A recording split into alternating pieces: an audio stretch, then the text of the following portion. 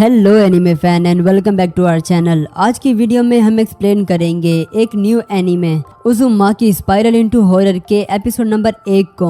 Uzumaki नाम का मतलब होता है स्पाइरल, जैसे कि स्प्रिंग टाइप या राउंड शेप की चीजें। ये एक बहुत ही unique, terrifying and horror anime है जिसकी मांगा बहुत ही ज्यादा पॉपुलर है और इस एनीमे का अभी तक एक एपिसोड आ चुका है जिसे हम इस वीडियो में एक्सप्लेन करेंगे। अगर अभी तक आपने हमारे चैनल को सब्सक्राइब नहीं किया तो जरूर कर लें, क्योंकि हम और भी न्यू आने वाले एनीमे को एक्सप्लेन करेंगे। So let's get start. Episode के स्टार्ट में हम एक हाई स्कूल गर्ल किरी को देखते हैं जो कि अपने होम टाउन कुरोजो में रहती है। वो कहती है कि वो अपने इस होम टाउन में होने वाले सभी अजीबो गरीब इवेंट्स के बारे में बताने वाली है। इसके बाद किरी अपने बॉयफ्रेंड को लेने के लिए स्टेशन पर जाती है जिसका नाम होता है शुइची। इसके बाद शुइची किरी से पूछता है कि क्या तुमने कभी इस टाउन को छोड़ने के बारे में सोचा है, जिस पर किरी मजाक में कहती है क्या तुम यहाँ से भागने की बात कर रहे हो। शुइची कहता है कि क्या तुमने कभी नोटिस नहीं किया कि इस टाउन में पिछले कुछ दिनों से बहुत ही अजीब और गरीब चीजें हो रही हैं। पानी में छोटे छोटे से स्पाइरल बन रहे हैं और पिछले कुछ दिनों से हवाएं भी बहुत ही ज्यादा तेज चल रही हैं। और शुइची बताता है कि इन सब का असर उसके डैड पर भी हुआ है। उसका बिहेवियर पहले से काफी ज्यादा अजीब हो गया है और उसने अपनी जॉब छोड़ दी है और वो अपना पूरा दिन कमरे में गुजारता है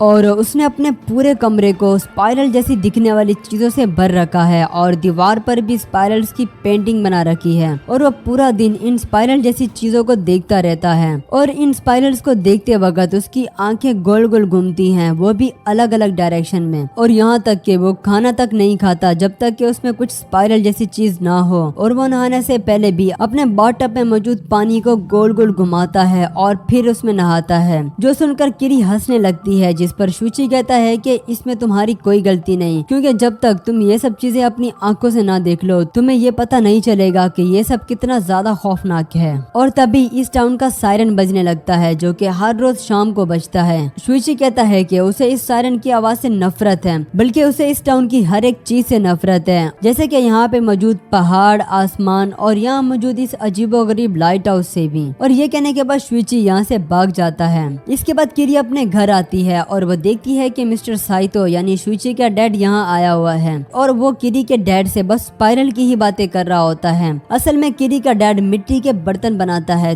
तो शुइची का डैड यहाँ उससे एक स्पाइरल की तरह दिखने वाला ब्लैक कलर का बर्तन बनवाने के लिए आया था, लेकिन वो बहुत ही अजीबो गरीब बातें कर रहा होता है और वो कह रहा होता है कि उसे स्पाइरल्स बहुत ही ज्यादा इंटरेस्टिंग लगते हैं क्योंकि उनमें शक्तियाँ होती हैं। और ये सब कहते हुए वो बहुत ही ज्यादा डरावना लग रहा होता है। इसके बाद हम देखते हैं कि किरी अपने स्कूल की एक न्यू फ्रेंड अजामी से अपने बॉयफ्रेंड शुइची के बारे में बात कर रही होती है और उसे बताती है कि शुइची भी पहले इसी स्कूल में पढ़ता था, लेकिन अब वो मिदोरियामा हाई स्कूल में पढ़ने जाता है। जिस पर अजामी कहती है कि तुम बहुत ही ज्यादा खुशकिस्मत हो कि तुम्हारा एक बॉयफ्रेंड है, क्योंकि मेरे लायक तो इस पूरे स्कूल में एक भी लड़का नहीं है। जिस पर किरी कहती है तुम तो बहुत ही ज्यादा खूबसूरत हो और तुम्हें कोई भी लड़का बहुत ही आसानी से पसंद कर लेगा। और तभी वो अजामी के माथे पर एक चोट का निशान देखती है, जिस पर अजामी बताती है कि जब वो छोटी थी तो एक लड़के को इम्प्रेस करने के चक्कर में वो गिर गई थी, जिसकी वजह से उसके माथे पर यह स्कार बन गया। और इस स्कार के बाद वो जिस भी लड़के की तरफ देखती थी वो उसे पसंद करने लगता था, जिसका मतलब ये है कि ये स्कार इसके लिए अच्छा साबित हुआ है। और यहाँ हम देखते हैं कि एक लड़का इन दोनों को बातें करते हुए देख रहा था।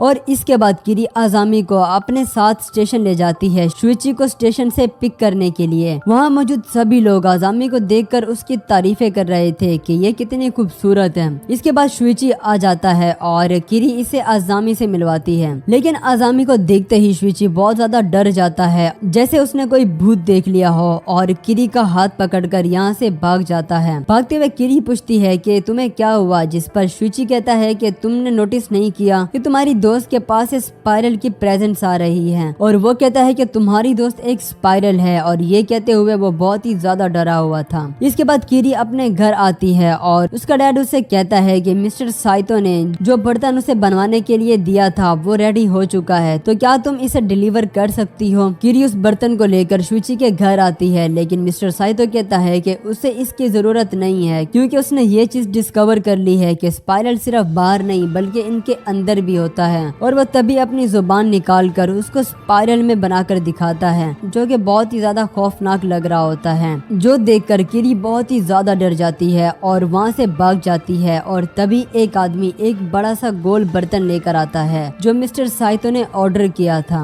इसके बाद हम अजामी को देखते हैं जो कि शुइची से कहती है कि जो भी इसे देखता है वो इसे पसंद करने लगता है, लेकिन वो इसे देखते ही वहाँ से भाग क्यों गया। लेकिन शुइची को इसके माथे पर कुछ अजीब नजर आता है और जब अजामी उसे अपने माथे पर लगा स्कार दिखाती है तो वो एक स्पाइरल की शेप में बन चुका होता है जो कि पहले इस शेप में नहीं था। शुइची बहुत ही ज्यादा डर जाता है और अजामी को ये टाउन छोड़कर यहाँ से भागने का कहता है। वो कहता है कि तुम्हें भी इस टाउन का श्राप लग चुका है तो तुम्हें यहाँ से भाग जाना चाहिए। क्योंकि अजामी अब शुइची को पसंद करने लगी थी तो वो यहाँ से जाने से इनकार कर देती है। शुइची बहुत ही ज्यादा डरा हुआ होता है और वो यहाँ से भाग जाता है। इसके कुछ दिनों बाद हम देखते हैं कि मिस्टर साइतो की डेथ हो चुकी है और उसे जलाया जा रहा होता है और उसकी फैमिली ने गाँव वालों को झूठ बोला था कि उनकी डेथ सीढ़ियों से गिरने की वजह से हुई थी। लेकिन शुइची किरी को सच बताता है कि उसकी डैड की दिमागी हालत बिल्कुल खराब होती जा रही थी। तो उसका इलाज कराने के लिए शुइची और उसकी माँ दूसरे टाउन एक अच्छा सा हॉस्पिटल देखने के लिए गए थे जहाँ वो इसका इलाज करवा सकें। लेकिन वो वापस आकर देखते हैं कि उसके डैड ने खुद को एक बड़े से गोल शेप के बॉक्स में खुद को स्पाइरल जैसी शेप में बंद कर लिया था, जिसकी वजह से उसके जिस्म की हर एक हड्डी टूट चुकी थी और वो मर चुका था। इसके बाद सब लोगों को आसमान में एक स्पाइरल बनता हुआ नजर आता है जो कि मिस्टर साइतो की बॉडी के जलते हुए धुएं से बन रहा था। ये देखकर सब लोग काफी ज्यादा शॉक हो जाते हैं और तभी स्पाइरल का धुआं नीचे जमीन की तरफ एक छोटे से तालाब में आने लगता है। फिर अचानक से शुइची की माँ चिल्लाने लगती है क्योंकि उसे आसमान में स्पाइरल के अंदर साइतो दिखाई दे रहा था जो कि काफी ज्यादा डरावना नजारा लग रहा होता है। इसके बाद शुइची की माँ जोर जोर से हंसने और रोने लगती है और शुइची अपनी माँ को हॉस्पिटल लेकर चला जाता है।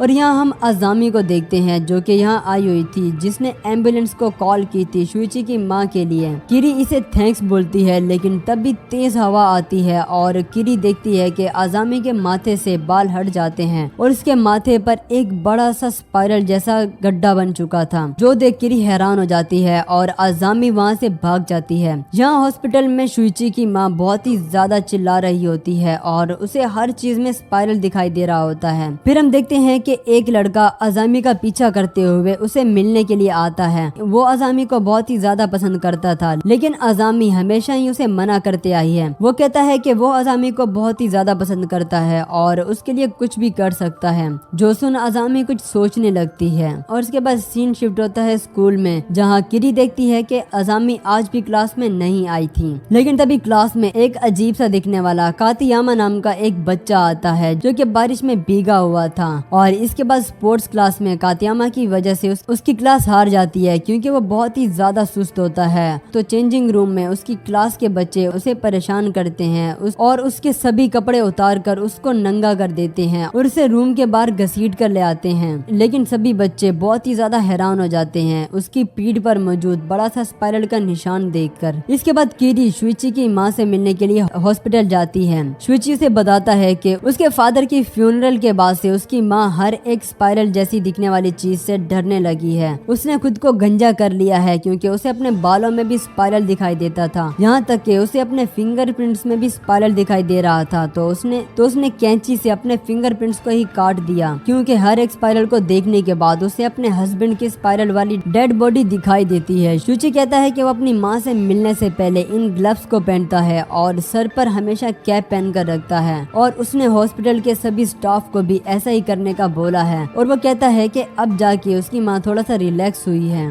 फिर अगली रात किरी को अजामी दिखाई देती है जिसने बड़ी सी टोपी पहन रखी थी। किरी पूछती है कि वो इतने दिनों से कहाँ गायब थी, जिस पर अजामी कहती है कि उसकी राइट आई में कुछ मसला है और वो अपनी टोपी उतार कर दिखाती है कि उसके माथे का स्पाइरल अब पहले से काफी ज्यादा बड़ा हो गया था और यहाँ तक कि उसकी राइट आई बॉल भी उसके अंदर ही गायब हो जाती है, जो देख किरी बहुत ही ज्यादा डर जाती है और अजामी यहाँ से चली जाती है। अजामी एक पार्क में जाती है जहाँ उस लड़के ने शुइची को झूठ बोलकर यहाँ बुलाया था। ये सब उसने अजामी के कहने पर किया था जिससे वो अजामी को अपनी गर्लफ्रेंड बना सके। लेकिन अजामी उसे मना कर देती है और कहती है कि उसे तो बस शुइची चाहिए था। जो सुनकर वो लड़का बहुत ही ज्यादा गुस्सा हो जाता है और अजामी के सर से उसकी टोपी उतार देता है और वो लोग देखते हैं कि उसका पूरा सर ही एक स्पाइरल में तब्दील हो चुका था। और देखते ही देखते वो लड़का अजामी के सर में में मौजूद स्पाइरल के अंदर समा जाता है, जो देख शुइची बहुत ही ज्यादा डर जाता है और तभी कीरी भी वहाँ आ जाती है। शुइची एक पेड़ पर चढ़ा हुआ था और वो कीरी को उस लड़के के बारे में बताता है कि कैसे अजामी ने उसे जिंदा निगल लिया है और वो लोग देखते हैं कि अजामी भी उस स्पाइरल के अंदर ही गायब हो जाती है और यहाँ एपिसोड खत्म हो जाता है। तो गाइस ये था आज का एपिसोड। मुझे कमेंट में जरूर बताना कि आपको ये एपिसोड कैसा लगा।